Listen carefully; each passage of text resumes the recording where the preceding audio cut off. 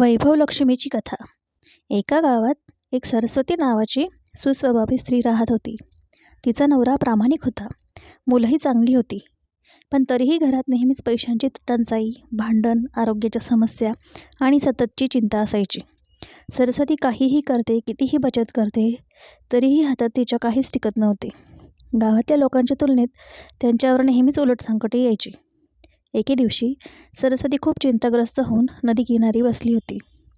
तेवढ्यात एक वृद्ध तेजस्वी माता तिच्याजवळ आली आणि त्या म्हणाल्या, "बाळे, तू इतकी दुःखी का? तुझ्या मनातली प्रामाणिकता मला दिसते. पण तुझ्या घरात समृद्धी येण्यासाठी देवी वैभवलक्ष्मीची कृपा आवश्यक आहे." सरस्वती म्हणाली, "माते, मी रोज देवाला नमस्कार करते, देवपूजा करते, तरीही घरात शांतता नाही." तेव्हा वृद्ध माता म्हणाल्या, "देवीला फक्त दिवा आणि फुले नकोत. तिच्यासाठी सर्वात मोठा नैवेद्य म्हणजे शुद्ध मन, स्वच्छ घर आणि समाधानाचा भाव. दर शुक्रवारी वैभवलक्ष्मीची पूजा कर, गरिबांना जेवण दे आणि घरात रागद्वेष नको." सरस्वतीने वृद्ध मातांचे वचन मानले. त्या दिवसापासून तिने शुक्रवारची पूजा सुरू केली.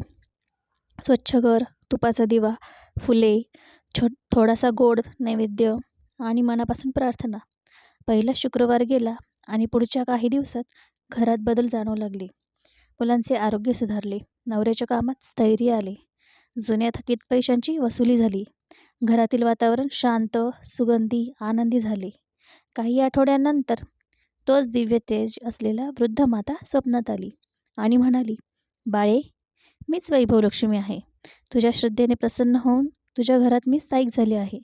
आता तुझे दुःख दूर झाले." सरस्वती भावूक होऊन देवीसमोर नतमस्तक झाली.